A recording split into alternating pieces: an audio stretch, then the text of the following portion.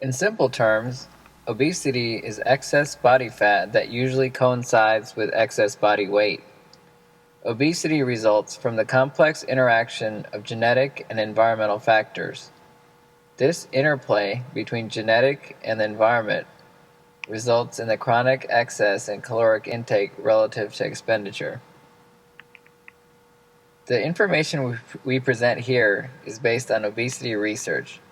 For these investigations to have been carried out, researchers have had to learn to quantify the occurrence of the disease and to classify individuals based on thresholds for excess weight gain. The standard measure of obesity is body mass index, or BMI. A BMI of equal or greater than 25 or less than 30 is considered overweight. A BMI value of 30 or greater classifies an individual as obese. Obesity has nearly doubled since 1980. At that time, 4.8% of men and 7.9% of women were obese. By 2008, those percentages jumped to 9.8% of men and 13.8% of women, or more than 10% of the world's adult population. That is more than 1.4 billion adults. It was once considered a disease of the high-income countries. It is now spreading to low and middle-income countries. It is also spreading to our youth. More than 40 million children under the age of 5 were overweight in 2011. Of the 40 million, 10 million are in high-income countries, and 30 million are in developing countries. Keep in mind that obesity is preventable. So what are the consequences of obesity? Living with a high BMI can have devastating consequences. According to the World Health Organization, overweight and obesity are the 5th leading risk for global deaths. More than 2.8 million adults die each year as a result of being overweight or obese.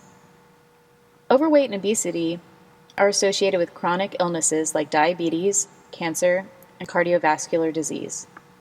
Obesity and overweight causes 44% of the cases of diabetes and can cause musculoskeletal problems, which can disable individuals. Obesity and overweight are also linked to breast cancer, colon, and endometrial cancer. In children, obesity causes similar disorders like heart failure, type 2 diabetes. It also contributes to the growing number of cases of asthma, as the extra weight makes it difficult to breathe. Obesity causes inflammation to the respiratory tract. There is also an increased risk of fractures, hypertension, insulin resistance, and psychological effects linked to obesity. On a global level, the forces driving the obesity epidemic have been an increased intake of energy-rich foods and a concomitant increase in physical inactivity. The increasingly sedentary nature of global society stems from the mechanization of industry, changing modes of transportation, and increasing urbanization. Moreover, changes in dietary and physical patterns are often the result of environmental and societal changes associated with development and lack of supportive policies in sectors such as healthcare, agriculture, transportation, urban planning, food production and distribution, marketing, and education. Big food industry is a major player in the global market. Worldwide, the fast food industry spent $9.69 billion on marketing in 2009 alone. One U.S. agency that is used to protect the health and nutrition of Americans is the Center for Nutrition Policy and Promotion, a sub-agency of the USDA. The annual budget for this organization is $6.5 million.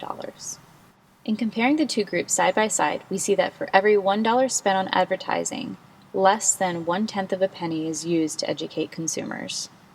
In summary, obesity has plagued the developed world and is now emerging rapidly in the developing nations.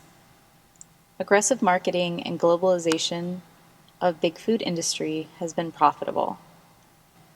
It has also been driving the overweight and obesity epidemic to a global scale without an end in sight.